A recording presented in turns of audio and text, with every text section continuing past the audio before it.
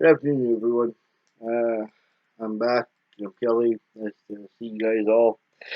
Today it is International Podcast Day in the world, and that's just today. And go fitting. I'm doing this. So here we go. Just the other day, I wrote something down, and I almost got booted out because of it. But somebody was doing some documentary about gangs and whatever. So I kind of piped up and I said, kill them all. And I guess they didn't like that. So, oh well. I say things that nobody likes. I wouldn't care less anyway, but I just try to keep things going. So, anyway, here's another person that I'm doing. Her name is Catalina de los Rios y Lisperguer. And say that about 5 times. And I don't even know how to pronounce her last name. So anyway, she was born in 1604. She died at 1665, and her nickname is Le Quinterla. Uh, Le Quinterla. It's because of her. It's because of the flaming red hair. It's got this flaming red hair. She was a Chilean not over and a murderer. Killed 40 people. And it doesn't, well, I guess it does tell you she killed 40 people. Uh, she is famous for her beauty, according to the legend, her cruel treatment of her servants. Uh,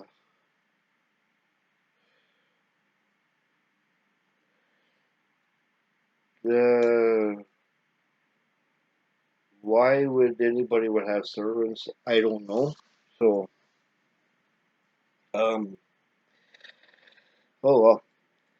Her person's her personality is strong, mythical, and survives in the tomes of wicked and abusive women.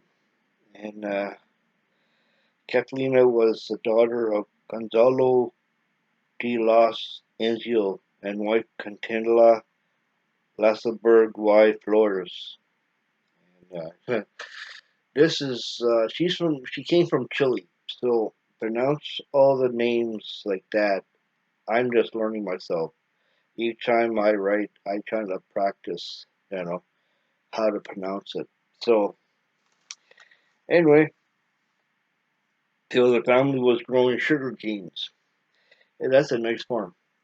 Enslaved with black people, fruit trees and vineyards. So their slaves were black people. And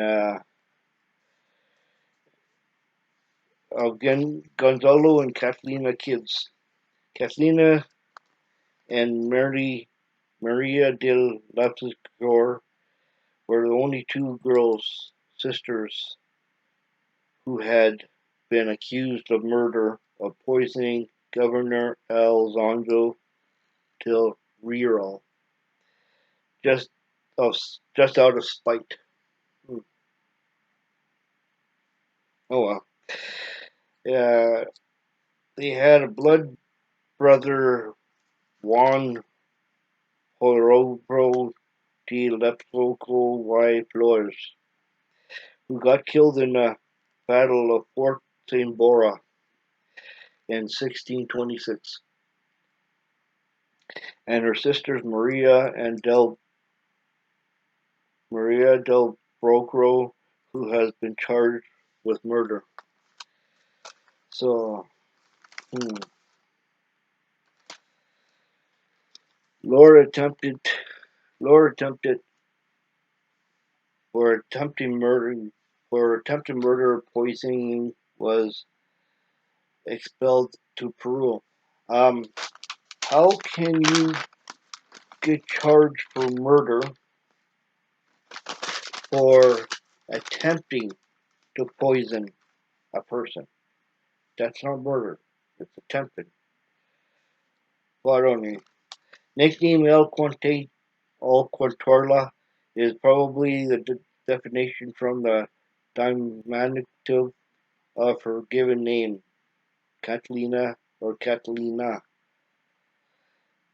However, another theory says the nickname comes from a fact that she whipped her slaves with branches from the Quintorla transversi corabrous tree. Basically, it's one of those trees when you branches you whip a person with. So, an indigenous parasite plant whose red flowers matched Catalina's red hair. Magdalena Perd also maintained in her book that Quintuerla, that was her nickname, comes from the Quintuerla making a comparison to be colored by her hair of her hair. Uh, Quintilla Catalina was considered with beauty and white complexion, a tall statue, red hair, and intense green eyes. She was a mix of Americanian, Spanish, and German. Blood Witch had given her remarkable physical and uh, attributes that made her very attractive to men, according to the Chronicle of Bishop Franz Gonzalez de Zeloro. He has been doing pagan and practicing of witchcraft. That's how you kill people. Hey, go practice witchcraft. That's how you kill people. Alrighty. One of these first accusations against her was that she had murdered her own father, poisoning him, putting it in her dinner, and see where that came from. That's what a lot of people back in the day was putting poison in their dinner, and they don't even know, because you can't taste the poison, you know. So she had prepared a chicken dinner for him, where he put the poison inside him. When her father was ill, she was just 18 years old. Her aunt has reported the crime, but Catalina was never prosecuted, either due to lack of evidence,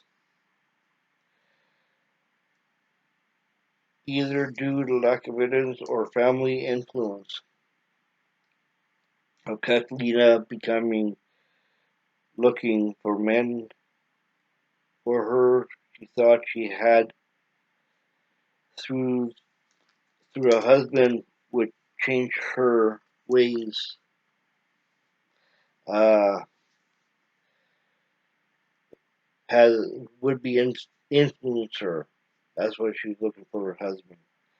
And then in giving back, one of her one of her tutors were actually looking, you know, for her husband so she could change her ways.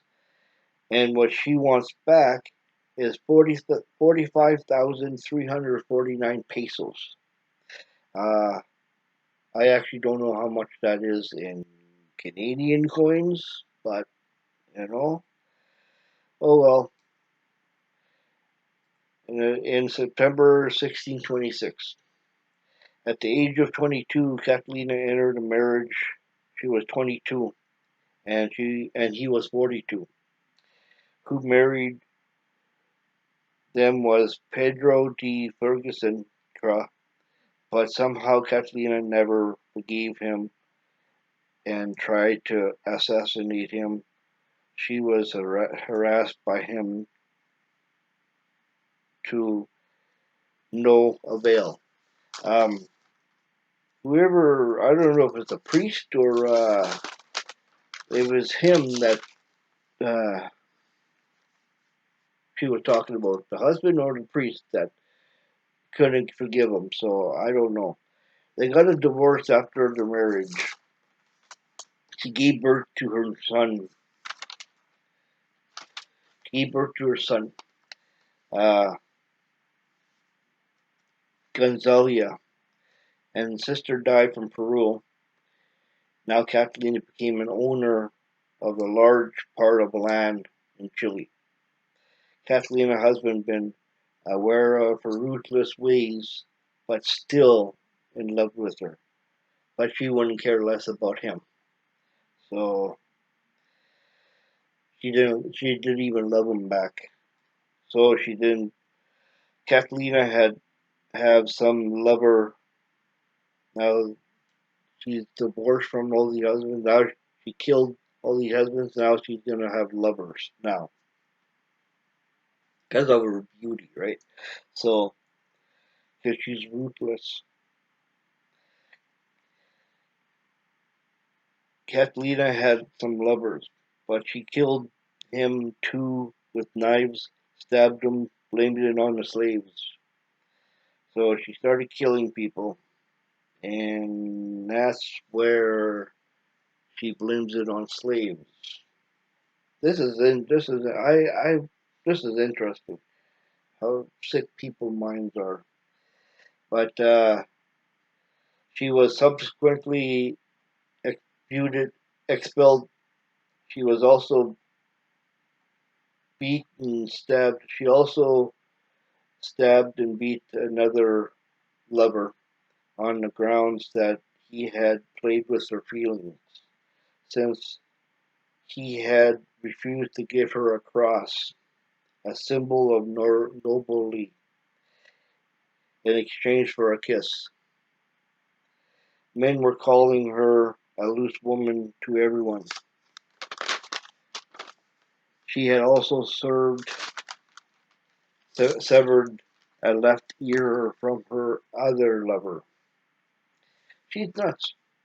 And killed her other lover in front of her date. Killed her other lover in front of her other lover. She inherited a lot of land from her dad and her sister. She now loves the. She now lives on the farm and hates the city. She loves the farm and hates the city. There has been horrible events going on now. Begin to occur. A black slave, Norman Natricon Jeton, was killed without no motive. She also tried to kill a clerk. Her cruelty didn't stop there. Her tenants rebelled and fled to the mountains.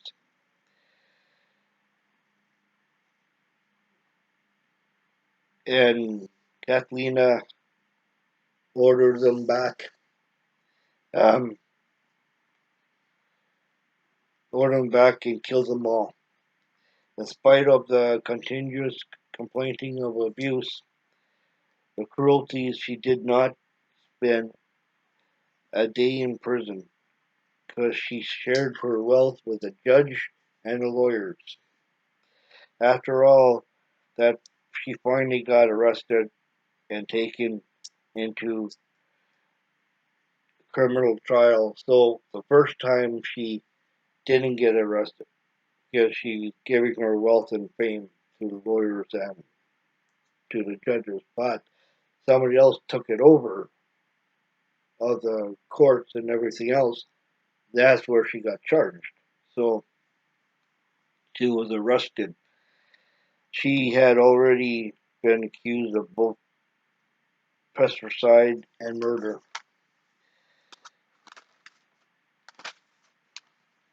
At trial, she began to confess of her slow and cruel slaughter of her servants. Catalina was charged with 40 murders, and she was charged with 40 murders. She had been released, and then upon her release, they caught her again. Must have been on bail. They caught her again as a new trial began began against her for abuse and crimes committed against her slaves.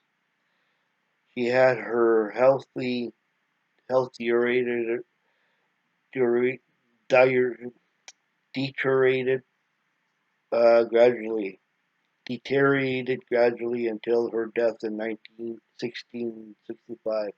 So she confessed to all these murders, but she never spent a day in prison.